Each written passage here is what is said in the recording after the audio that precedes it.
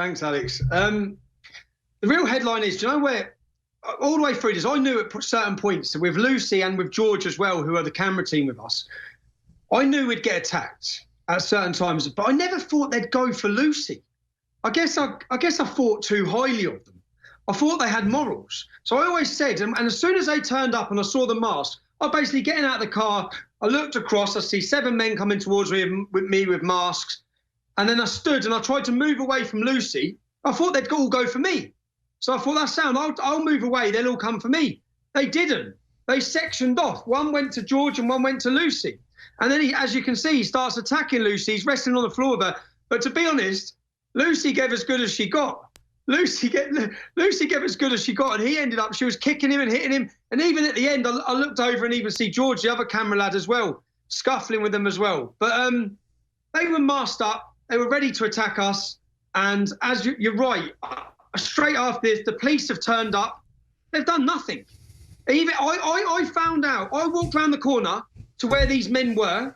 They was at a mosque, because there was at a mosque at a communist alignment between the Kurds and Antifa. They were joining up for this day. I've actually got leaflets and show that they were practicing fighting techniques. And it was, by the way, I was told by the hostage rescue team and the FBI, and this started coming out later, we were told the day after Vegas that it was Kurdish groups with Antifa, with Saudis that carried out the attack, and now it's coming out in the news that they have merged with them. So yes, tell us why they knew where you were, why they attacked you in a McDonald's parking lot, why were they ready for you? Break that down for us.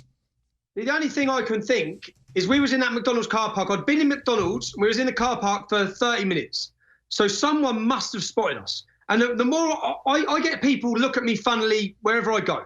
But I think it's because they realise who I am. I remember a girl standing there with her hood up, and I can still see her face. So I think it must have been her. And then they've made the call. And what I realised was there was 100 of them. Round the corner, there's 100 of them. When I went back round there, there's 100 of them in a mosque, Antifa, all their leading members, and they're having a practice day where they're practicing their fight club. And they're practicing training to attack the fascists. And lo and behold, that's what happened. But well, they better get some more training. I mean, it looks like you knocked down at least 4 of them. Well, look at my face, Alex. If seven men want to come masked up, ready to do damage, why am I sitting here looking pretty? Well, the number people said was 10, but I guess you actually fought 7, correct? There's 7. Yeah, 7. And one went, but they must have had it planned as well, because they broke off straight away. One went for the camera girl, one went for the cameraman. Well, why can't they take a punch? I mean, you're smacking them pretty good, but they are just like, they think it's a video game. It's the same thing when the bodyguards of Michael Moore hit me. It's on video in my film Martial Law, and I hit them back. They're like, why'd you do that? I'm like, dude, same thing happened to Michelle Malkin's bodyguard. He bumped into me. I punched him right in the stomach with my elbow, and he started crying. It's like, yeah, dude, it's a two-way street. Sorry, go ahead. That's how it. There's a few other minutes that were missing from the footage from where they grabbed the cameras.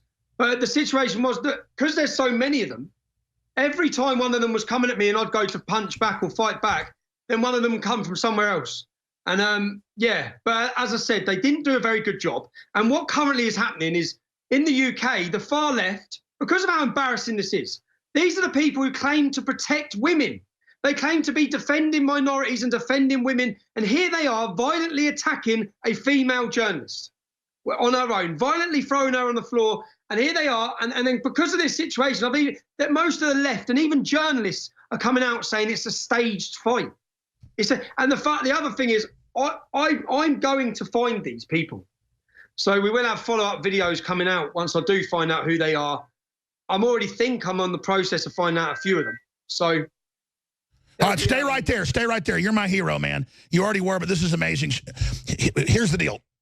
For 6 months, he's wanting to work with us, and I want him to. I've just been trying to get the Capitol to do it right, because this guy needs a big platform. But we're going to be right back. I want him to just have the floor, recap where he was, why it happened, what's coming next, and what happened in that missing space. What happened in that missing space? We're going to talk about that. Ladies and gentlemen, I am so excited because Tommy Robinson is on fire.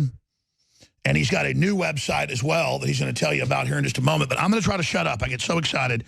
He's going to tell you the missing tape while the camera people had the cameras knocked out of their hands, while the woman's being attacked by what I see as what people count as 10 Antifa, but I guess 7 that attacked him, and then some women that were reportedly saw him and were part of it also reported, because around the block, Antifa was training at a mosque to do just this very thing. And so imagine this. Tommy Robinson is just driving around. He pulls up, he's in a car park by a McDonald's. They recognize him. And by the time they come back out, they're being attacked. He tries to draw them off. So you've got the floor. Break down where you were, what happened, where it is in London, what the mosque is doing, and then we'll tie this into your trip to Europe, reporters not being allowed into the UK. I mean, this is serious. Your Islamic Mayor, Sadiq Khan, please continue. Yeah, so basically what's concerning is that there's a Kurdish mosque, and Antifa were holding a training day in the mosque, and they had guest speakers. And one of the conditions, with all the stuff I found, one of the conditions was they can't have any alcohol because they have to respect the martyrs. Now, I was aware that the Kurdish struggle was also a communist struggle. That's what I was also aware of. But seeing the two align completely, seeing them come together using the same facilities, seeing them share speeches and platforms about how they're going to tackle fascism, which basically means anyone that's not a socialist or communist, yeah, it's a worrying sign, because usually Antifa try to wind the Muslims up. But here they are with what people would say is the most liberal of Muslims, joining and aligning on their left-wing views or their far left agendas. Now, we was in the car park. As I've said, I didn't think they'd attack Lucy. Stupid me, they did. They attacked us. But even the police's response, there's another video. There's a 50-minute long video where after this attack, I walked to the mosque. And when I get to the mosque, all the police are there. And they're saying, they're saying, get back, go away. I'm saying the gang of men that just jumped me are in there. What are you going to do about it? And they do nothing. They actually say, well, because you can't identify them because they had masks on, which if you reverse these situations, reverse the roles for 1 minute. You've got a Muslim woman and you've got a Muslim man. And then 7 or 8 young white men, non-Muslims, come and attack them, jump them and beat the girl up and physically assault them. The police would shut that entire venue down. They would make sure they get the video evidence of every single bit of clothing that every single individual is wearing.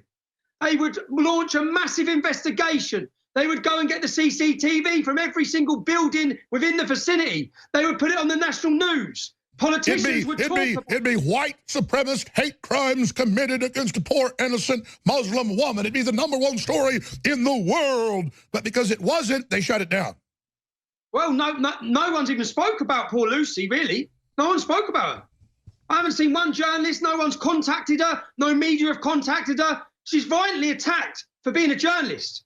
They're journalists. But yet every single report from the mainstream media, Tommy Robinson fighting with masked men. No, that's not how it was. Tommy Robinson was getting a burger from McDonald's, and and his camera girl and his cameraman were violently attacked by a gang of thugs. The headline should be, give us the headlines. We're going to name this video that. I mean, you're absolutely right. A gang of masked thugs viciously attacked female reporter. Media covers it up. I mean, that's really the headline. And police refuse to act. Police refuse to deal with it. The police actually said, I looked around and I said, there's a CCTV camera straight above my head. I want that footage because that will show all of it. I want all the footage. But of course, they said, unless you can identify them. And then when they're talking about the crime, they said, oh, it's a public order. It's not public order. It's a violent, politically motivated hate crime, which is what you keep going on about. It's a hate crime. They are purposely targeting of us because of our beliefs. We've been violently attacked. We've been robbed. They smashed the camera. They stole the microphone, a £500 microphone. It's a street robbery as well. But none of these charges have been brought or looked into or investigated. It's just, that's it. You got beat up, they're gone. The police are actually standing with them. Well, you know the answer. You need to recruit a Sikh or an Indian to go undercover and record the mosque and blow their entire operation. It's time for covert action. It should be. It should be. And to be honest, what I said is when they do this, so when these videos go viral, they expose themselves. They expose themselves, and we're always, what the media do is they use it no matter what to try and tarnish me or defame me or slander me and bracket me as a thug, as a violent hooligan. So that if someone's going to come up to me, the same in Rome, if someone's going to threaten your life, if someone's going to violently attack you, you're going to fight back. And that's all I've done. And usually, to be honest, Alex, I have to put my hands behind my back in so many situations. There's been so many times when I've been punched first, when I shouldn't have been punched first. It's like this situation there you're watching. People would only be happy if I let him stab me. So I'm fed up of being a punch bag, if I'm honest. I'm fed up of continually having to not act with my instinct and defend myself because I'm constantly worried of being prosecuted and put in prison because I know that the system and the government... And let's be clear, they've got you on probation, even though they're overthrowing your conviction right now. They took your house, everything, because you fought back when Muslims attacked you. You now go to the houses of the people that are saying they're going to kill you. I mean, this is just insane, the climate there. The climate, in the last... I've watched, and I am, for the first time in a long time, I am very, very worried. I'm very worried because I watched as... When Darren Osborne, who was a white man who drove a van into Muslims outside a mosque, when the police opened up that court case, one of the biggest terrorist court cases in our country, especially with the media, of course, because he was white, when they opened up that court case, they opened up with a blatant lie. They said that he had direct Twitter messages with Tommy Robinson. And they also blamed InfoWars, I should add. Yes, of course. Yeah, of course. And they didn't warn me. And when they'd done that, the media run with it everywhere. Now, because of that, and since then, the lead officer in counter-terrorism, a man called Mark Rowley, he come out 2 weeks ago and he gave a speech where he said Tommy Robinson is just basically the same as Anjem Choudary. Anjem Choudary is the leader of a prescribed terrorist organisation. 60% of Muslims in British prisons for terrorism are ex-members of his organisation. He wants to throw gay people off rooftops. He wants to bury women in the floor and smash rocks at their heads. And I want to stop him. And somehow that puts us on the same level. And I've watched as they've upped it and upped it and upped it. And even now, with Brittany Pettibone, who's a young American girl, her and her partner flew into the UK 4 or 5 days ago.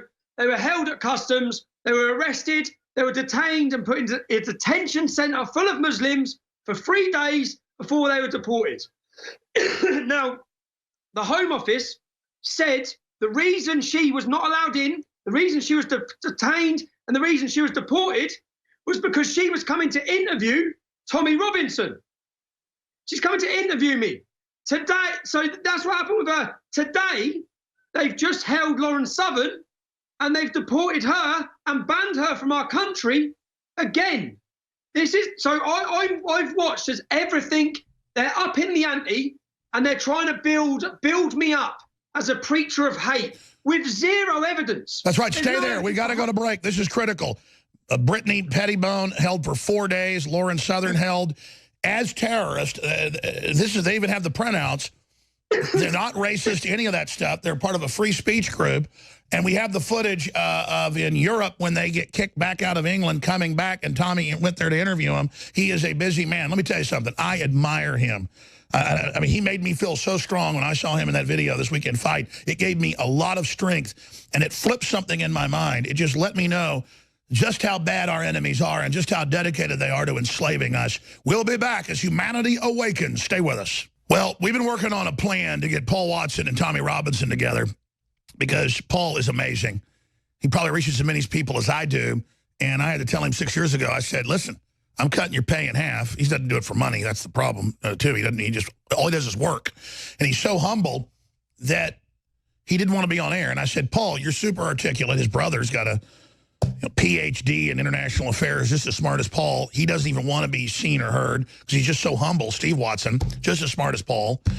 And, he just wants to run his folk festival, music festivals. He runs some pretty big festivals. He's successful in that route, and he writes articles for InfoWars. But I told Paul, I said, you're going on air.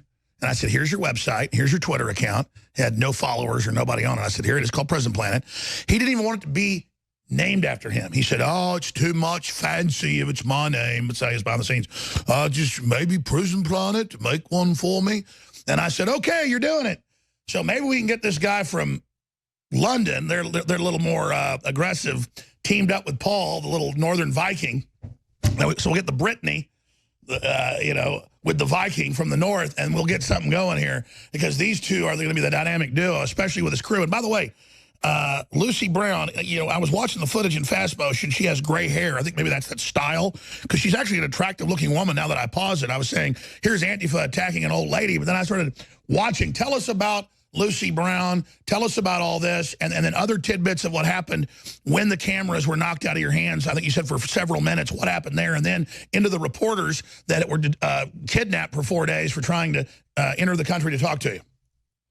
That's it. So I met Lucy and I met George and Caleb, which is our team. I met them on an interview, actually. I met them on a discussion a year ago. And then if people look, any of my viewers will know, look at videos we've done in the last 4 weeks since my You've exploded. You've exploded.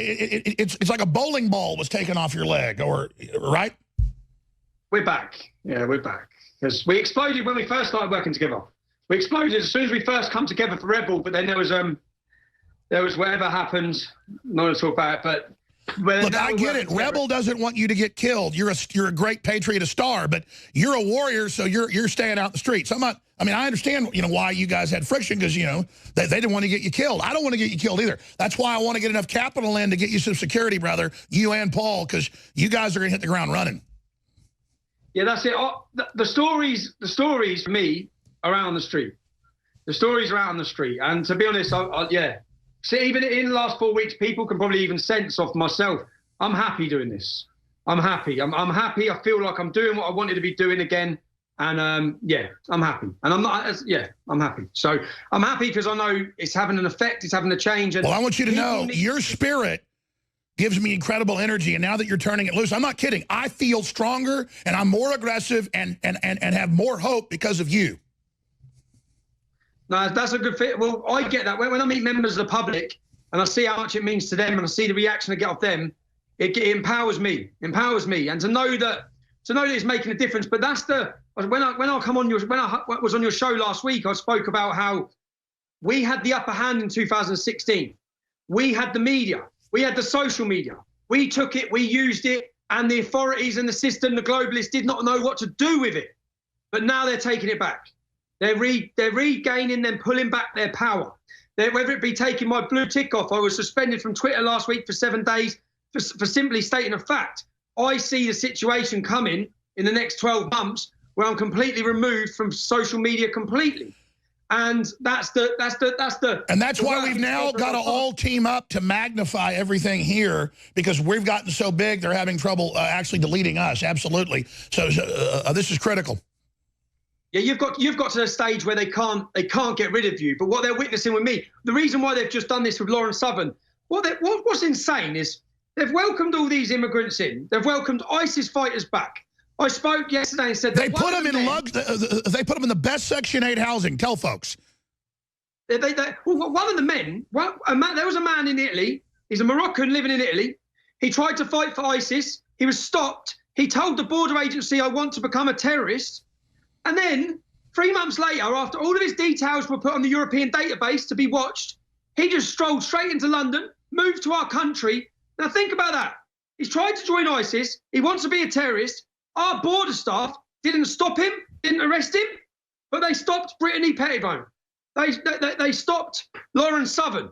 They didn't stop him. He went on to kill 8 people and injure 48. We've had last week a Pakistani preacher who is banned from every mosque in Pakistan.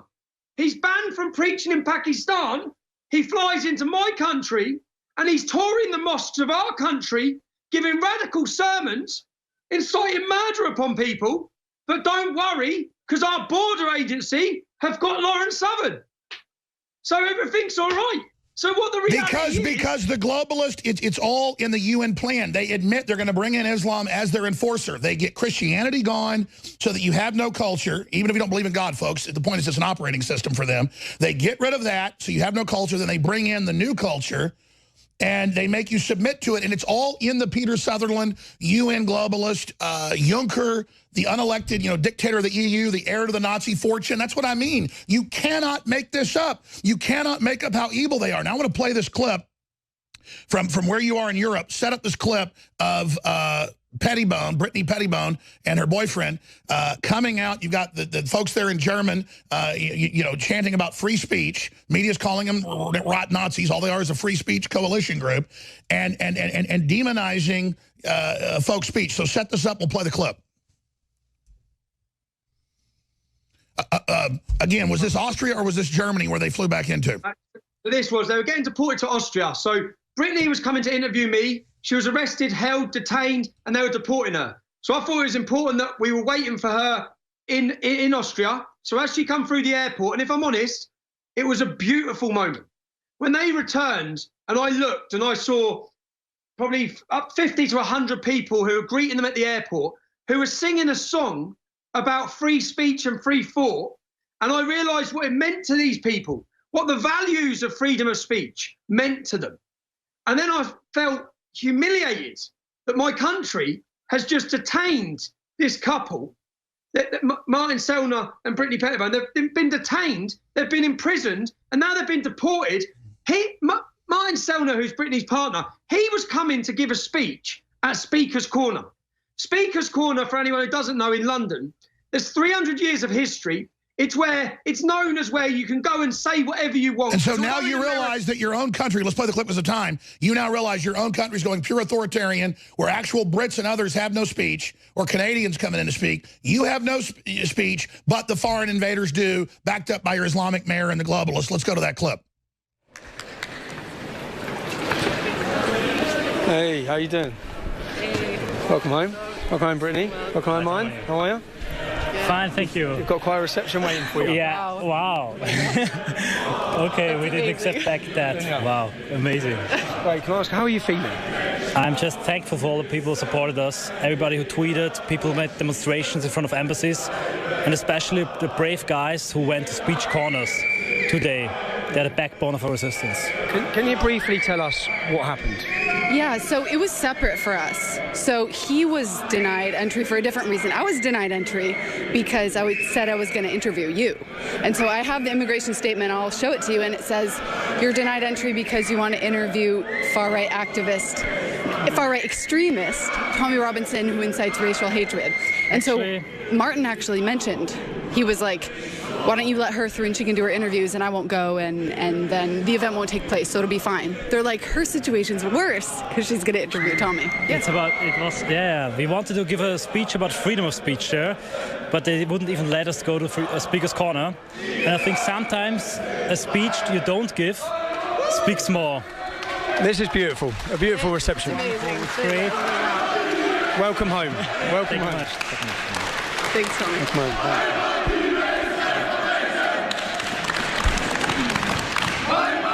So let's talk about what happened. Germany lost 22 million people in World War II, getting swindled into that war by Hitler and the globalists. We're going to go to break, come back with Mr. Robinson, the fourth hour here. But now the left can't stop. They bring people in, they do race-based garbage. And then when people try to resist it, they say, you have no right to exist. And the Green Party and all of them in Germany say, it's time to get rid of white people. They're inherently evil. And then when young people come together and say, no, that's not true, then they call them Nazis and say they have no speech. This is a globalist plan to destroy all culture, exploit the third world, everybody. It's an admitted plan. And they hate Mr. Robinson because he goes and speaks to the black African groups, and he goes and speaks to the Sikhs and everybody else, and is open for all that as long as you're for everybody else's freedom. Everybody else is compatible, but the Islamicists and the left they're allied with. We'll be back, ladies and gentlemen. We need your support. Free shipping ends today. InfoWarsStore.com. Without you, we cannot defeat the globalists. InfoWarsStore.com. All right, Tommy Robinson's on fire. He's with us at least another 30 minutes. Then we're going to have Rob Dew, Owen Schroyer, Jake Lloyd, our reporters, at the scene of the third bombing. 2 today, 1 a week ago in Austin, Texas. It looks like Antifa, anti-gentrification attacks. The reason I say that is they've said they're going to start attacking and bombing and shooting. They've already attacked old people, cat cafes, weird meth head white people leading usually mentally ill minorities. I'm not just saying that. It's usually like mentally ill minorities led by white people, communists. So and I'm not like trying to virtue signal towards the minorities that are the majority now in most areas. It's communist, white dirtbags leading it, okay? And that's what it is. And then they're funded by big foundations and drive around in Jaguars and Mercedes. And when we looked up some of these people, we infiltrated some of their meetings, we put some PIs on them, and they're all rich kids. So I thought they were just meth heads or something in their mom's basement. No, these are corporate people. Their parents make $1 million a year, $500,000 a year. One of them heads up Time Warner here in town. And then they're out there leading this crap. I mean, these are evil people. So, yeah, we've been following you to your houses and stuff. Start threatening our reporters and stuff. We've got at least 20 of the leadership of Antifa, where you live, what you're doing. We're not playing games, okay? And Tommy Robinson isn't playing games. So I'm going to make an announcement coming up in the next segment. This one's short. But, Tommy, other key tidbits about the Antifa attacking you, your female camera person, all of this stuff. You were talking about what happened when the cameras were knocked out of your hands. What more on the missing minutes? So the missing minutes, and the reality is, since I went independent, so I went independent, and everyone who's been working with me have been working with me voluntarily, because we didn't have funding, we didn't have support. So George, Kaylen, Lucy, and then we've been making do with not good equipment. So we weren't ready, and our equipment weren't great. We should have body cams, we should have cameras on the cars, but we didn't have, because we're just starting to get organized now. And don't get into too much details, but exactly, you don't even have money for solid state body cams. You guys have already infiltrated, we can't get into it, but then the system failed. Yeah, system failed, yeah. Keep going. So we're hoping, basically, without saying too much, we want to help, or we want to do to Antifa what they've done to us. We want to make sure that everyone, exactly what you said, I'll be honest with you. We had two of their lead people, we've had people sat outside their houses with cameras photographing them and their movements, and these people think they're invisible. They think that no one knows who they are or where they are. And they think that they can sit there and they can put people's addresses out and they can make threats to kill and murder and they can incite violence against anyone who has a different opinion without there being a repercussion. And I'm not talking about violent repercussions. I'm talking about exposés on who they are and what they're up to. Well, if I told Antifa in Austin, who has now been watching them on their own time, they would crap their britches. I mean, former intelligence heads of the most elite military units, you name it, are just tired of it. And I think, though, they're going to false flag their own people to blame us. So we don't want any violence against them. We're just going to catch them in crimes and make sure they go to prison. Yeah, and that's what, to be honest, I'd sit confidently and say that those men that attacked us, they wouldn't have heard the end of it. So they will, and the thing is, they wear their masks, they hide their identity, and they think they're invisible. And at some point, those masks are going to get pulled down, and they're going to have cameras in their faces, and then we're going to see what the men they are. Well, you're too strong, you're too dedicated, you're too focused, you're too manly. You got to worry about the government that's been hijacked by the globalists and Sadiq Khan, the city you live in. They're so arrogant, I think they're going to probably try to kill you. They don't understand I'll turn you into a martyr, but they just don't get it. Go ahead, sorry. Yeah, what they've done is, so they let terrorists in. They know who these terrorists are. They watch them, they do nothing. They let them blow things up. They're all on the watch list. And then they use those crimes and those terrorist attacks to bring in new laws to take away more freedom, and then those laws that they bring in, they use against us. They put on us. They put on Lauren Southern. She's held under the Terrorism Act today, arrested under terrorist legislation, and deported from our country. Meanwhile, bearded jihadis just stroll back. That's right. Stay right there. Imagine a whole gang of thugs training with communist Islamicists at a mosque. Learn from one of their operatives that Tommy Robinson is at a McDonald's with his camera lady. And then they come over and attack the woman to get the camera, viciously start beating her. She fights back, he fights back, and then they run as cowardly scum. And the police are all there and do nothing. Tommy Robinson's our guest at the bottom of the hour. Then we have reporters on the scene of the third bombing in Austin. You cannot make this up. So we're going to talk to Owen Schroyer, then Rob Dew, and, of course, Jake Lloyd. And then this has been in the works for 6 months. I want to publish his book, Muhammad's Quran. It's already a bestseller in Europe, here in the U.S., because I want you to hear what Muhammad actually said, and then I want to hire him. But I said, let me finish up with all this stuff till I know the budget. I just can't wait. They keep hitting us with other torpedoes. We're moving forward. That's why I gave $20,000 to Project Veritas, because they do incredibly great work. And the lawyers told me, they said, the footage they have of the New York Times and YouTube and Google and Twitter and Facebook saying, you're public enemy #1, Alex Jones is the enemy, plus anybody else that spreads American flags. They said, well, we ban Alex Jones or anything like him or anything like American flags. We hate the America. I mean, it's on video. These are globalists. And then a lot of people that used to even be listeners, they go, oh, I'll be promoted by YouTube and make money if I attack Alex Jones. So they flip. And then people think, oh, look, you're being censored. You're not winning. No, I am winning. I'm changing the world. The way people think about only themselves. It's like if you had neighbors upstream, this is a point Ted Nugent made last week when I was at his house, and they're crapping in the river and it's coming down to your house, they don't have a right to do that, okay? And that's where we are. So we're changing the world. We expect to get attacked. They're always like, we're going to kill you. We're going to shut you up. We're like, we get that. Okay, we're here to stop you so all these innocents don't get run over. It's an instinct. It's a spirit. It's not like trying to be a hero. You can't roll over when you see him kidnapping little girls like he did in his town. He owned a tanning bed company, was making money, middle class, and I had a big, nice house. I know Robin's story. I remember seeing demonization about him 10 years ago and halfway believing it my own self. They took his house. They put him in prison. They tried to kill him. Now he's stronger than ever. So he's not doing this for his own self. He's doing it because the town he was in, it turned out 4,000 little girls were groomed for sex. Many of them kidnapped, many of them killed, many of them disappeared. This is an evil British pedophile government allied with Islam because under its tenets of radical Islam, it follows pedophilia. Everybody knows about the giant scandals of pedophilia in England. The secret dungeons, the torture, the murder of little kids, prime minister slitting little girls' throats. All that's coming out. The BBC is basically a giant pedophile cult. So, London Telegraph, pedophile cult runs UK. Cannot be released, will destroy national security. That's a headline.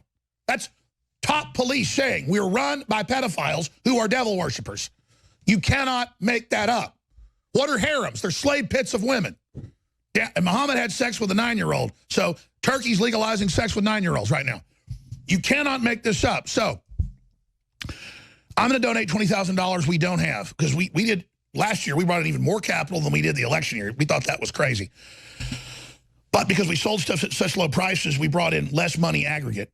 But this year, it's accelerated because I just cut prices too much. Last day of the sale, free shipping, and 30 to 80% off all these bestsellers. The average is 50% off. It's got to end because we're selling out the stuff. And Tim Forget explained, he said, yeah, this is the most money we ever brought in, but it's only 5% money we keep. Alex, you got to stop. We got some other great sales tomorrow, but take advantage of these. Go click the support us, donate button. But I'm giving $20,000 because I've learned they got a bunch of crappy cameras. They don't have body cams. They need it. They could get even better intel. So I'm giving the directive right now to wire to Tommy Robinson $20,000 by tomorrow so they can get the equipment they need.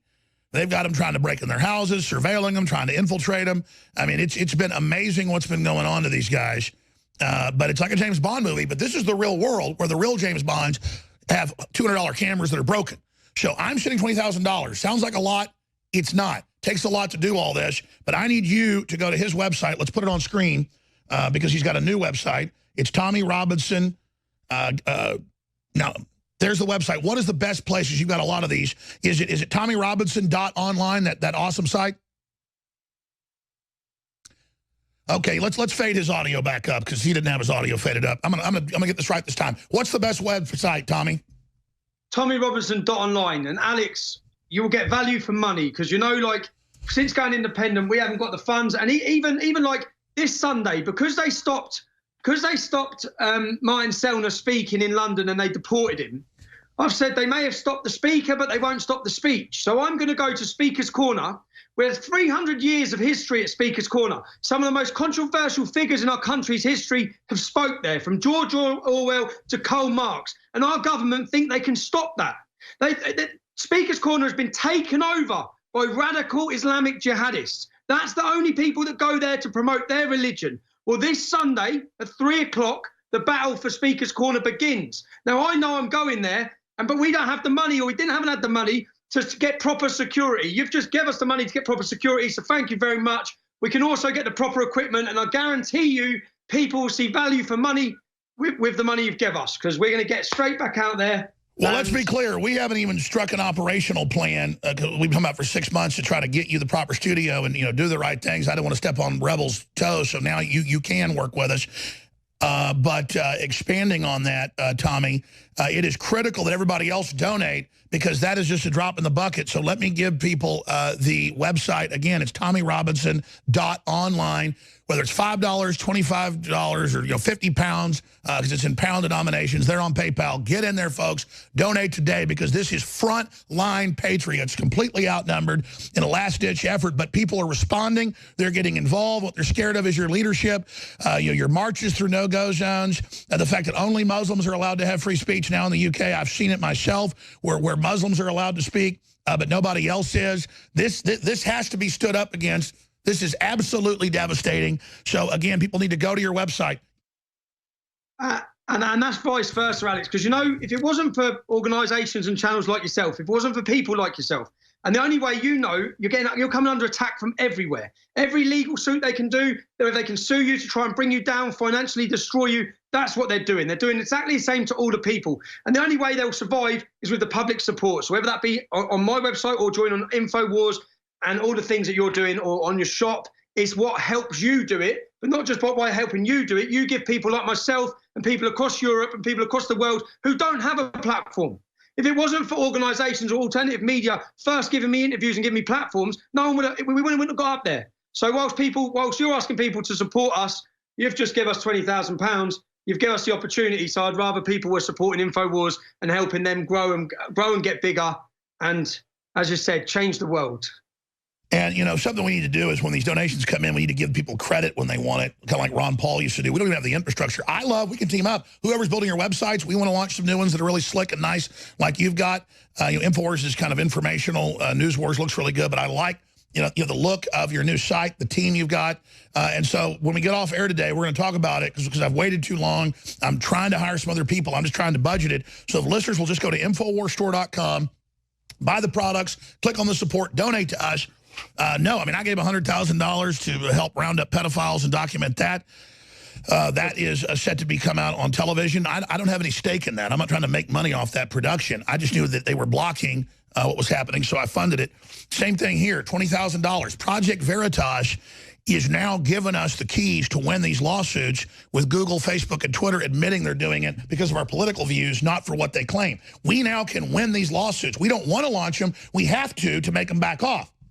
We have to sue the people that filed false complaints. We have to sue, folks that sue us saying, we can't have a painting of Pepe the Frog.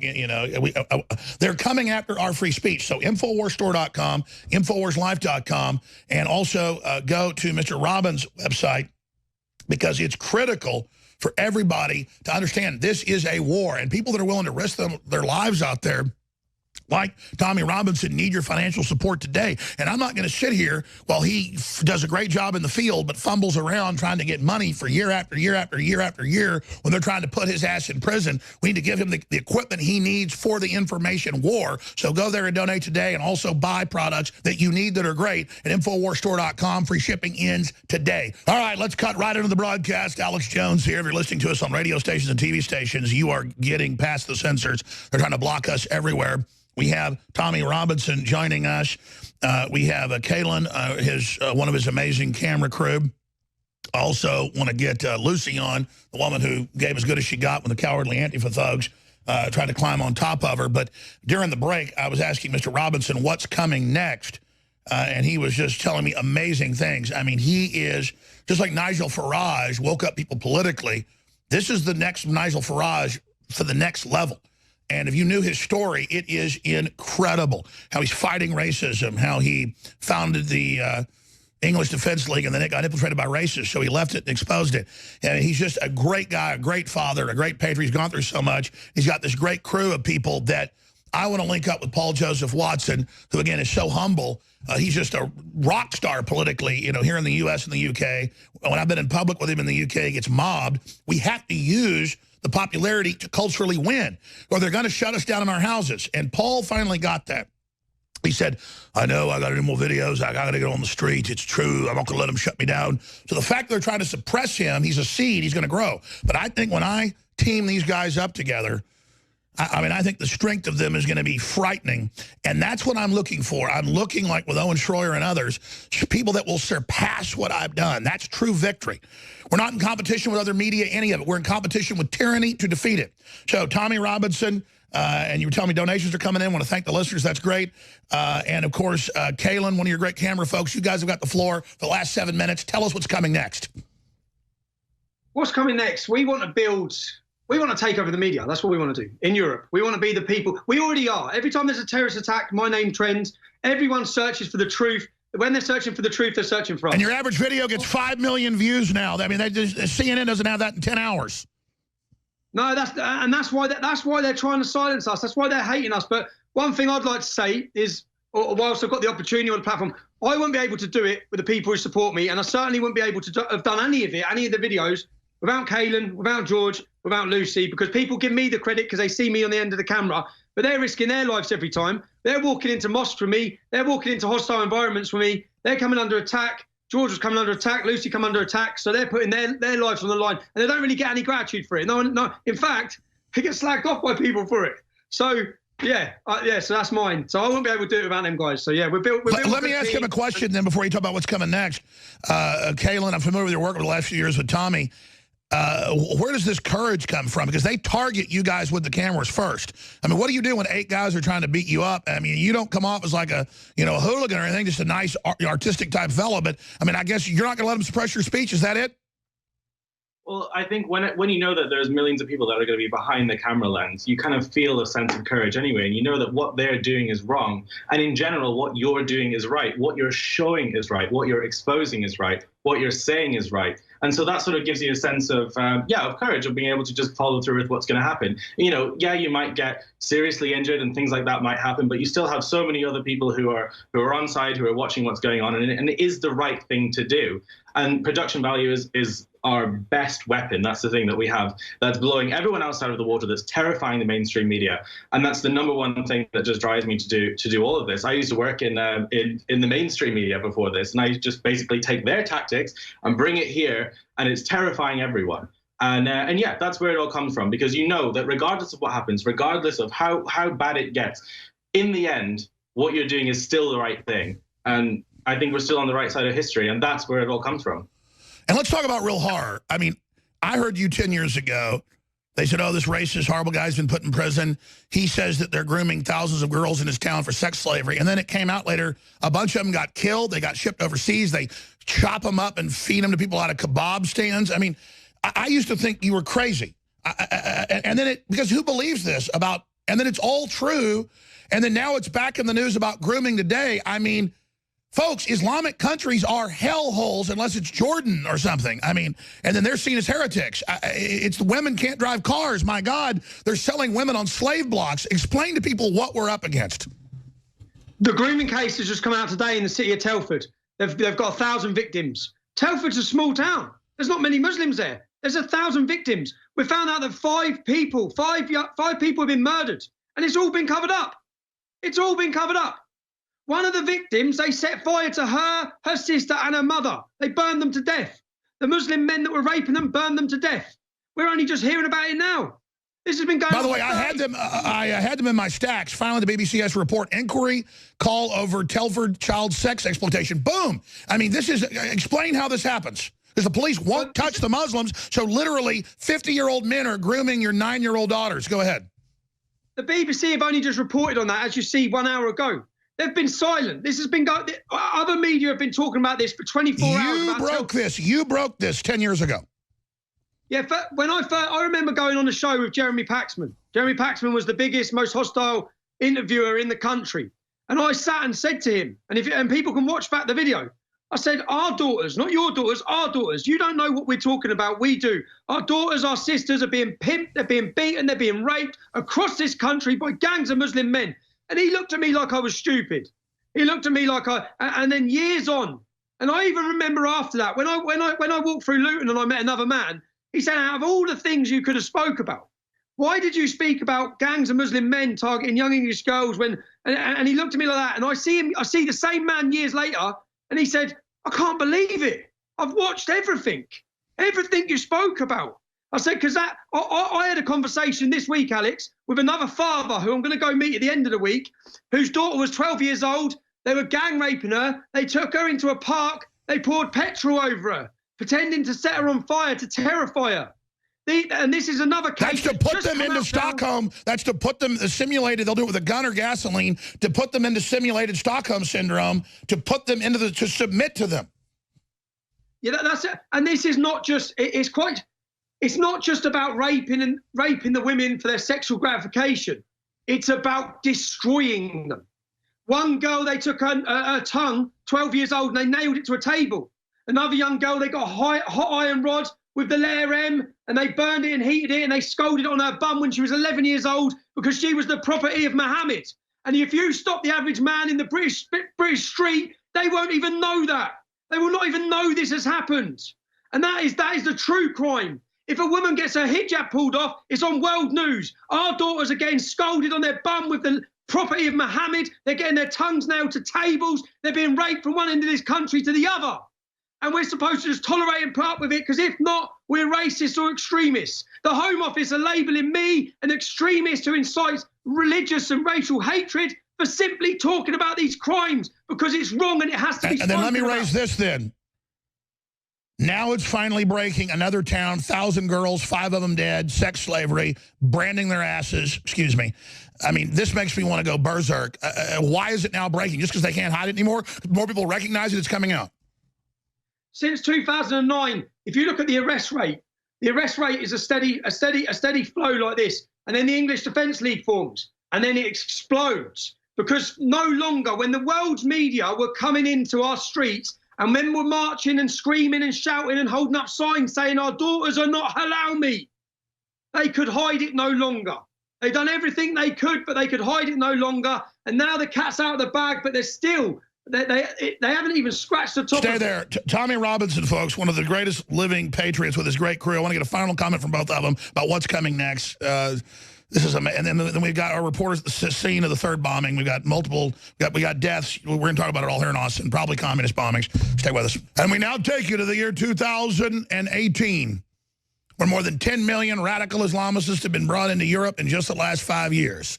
The UK is desperately trying to pull out of the unelected EU. But the grandson of the most powerful Nazi industrial family, who privately owns Luxembourg via German paratroopers taking it, has pledged to break up the United States and defeat Trump. This isn't fiction. This is March 12th, 2018. I'm Alex Jones. We've had 3 bombings in the last week, 2 today, fatalities.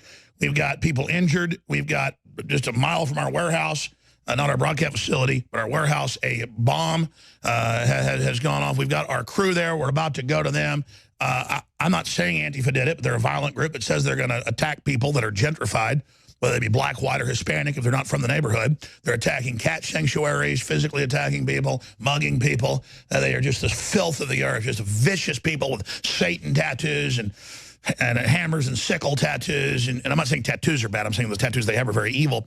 Just the scum of the earth. And now we've had Antifa scum at a radical jihadi communist mosque of Kurds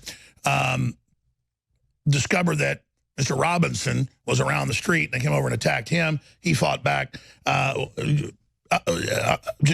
Just in closing, what else is coming up? You're very, very busy. You're on the ground. If your associate, the camera guy, wants to pop back in, he's welcome. But just tell us what's coming next and any other key points. Well, when I leave here now, I'm going to drive straight to Calais. I'm going to drive to Calais to sit down with Lauren Southern to hear about her ordeal being held by customs today in the UK. Do you know one of the things they said to her, Alex? They said to her, what's your view on, would you intend to run over Muslims with a vehicle? What would you think about that? Now, could you imagine Muslims coming into the UK and then sat them down and asked them these sort of questions? And that's what they've asked her. They've painted her as a Christian extremist. They've questioned her a lot about why she's meeting me. And I'll tell you the true reason for this. Me and Lauren Southern, we're about to partner up, and hopefully still will. We're about to partner up and do some videos together, and I think it worried them. I think the support base would have worried them, and so they've done every step they've made in the last week. Everything they're doing, even when it comes to statements they're making in the media, it's all because they're worried, and they should be worried. They should be worried because right now we're connecting and speaking to more people than ever before. People are realizing they're being lied to. The trust in the media is gone. The trust in the police is gone. People are looking elsewhere now for people that will lead them. I want to lead them. I want to lead people. I want to educate them. I want to help them. I want to show them exactly what's happening on our streets. And so long as we can stay alive doing it, what's next is we're going to expose so many problems in this country. We're going to, and the thing is, when they make their decisions like they just made to ban Brittany Pettibone and deport them, they do our job. They red pill so many people. But this Sunday, I'll be in Speaker's Corner giving a speech. I'll be reading out Martin Selner's speech, the speech that he was due to give. I'll be there this Sunday, and it will be the battle of Speaker's Corner. The police and the government thought that they would prevent this by stopping the people coming into our country. Instead, they've just created a massive swell of support. Thousands of people will be coming to Speaker's Corner, and hopefully, for the first time, it won't be ruled by Muslims this Sunday. And by the way, I want to pick up your feed and come here Sunday. What time is that so I can line it up so we have live coverage? I'm on 4 to 6 already, but that would be basically at 10 at night where you're at. So what time is it?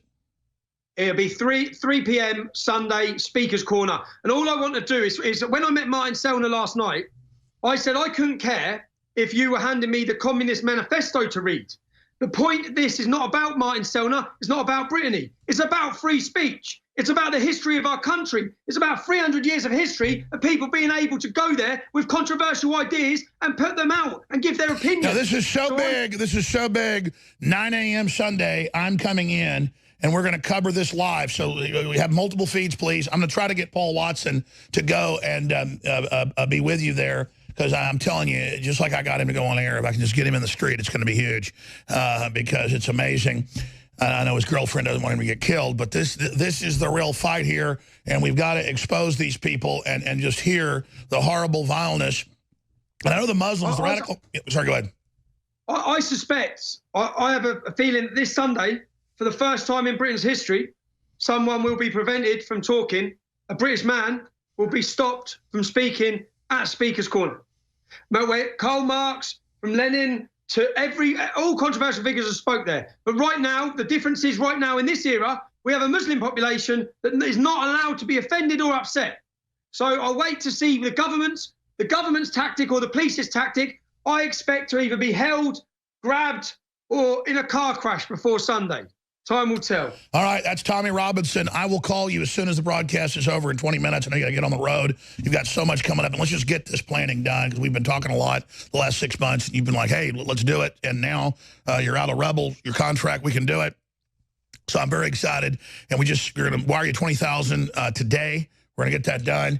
And people should donate there, again, at TommyRobinson.online. And folks can support us at InfoWarsStore.com.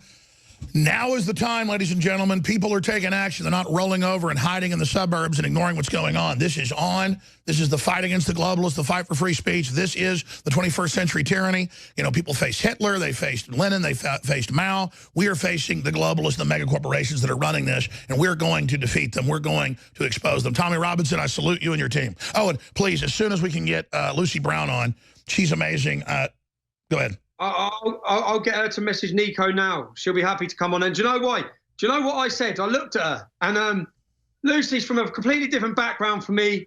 She's a quiet girl, a lovely girl. She did not hold back. And afterwards, I just went, Lucy, come here, darling. I love you. She absolutely...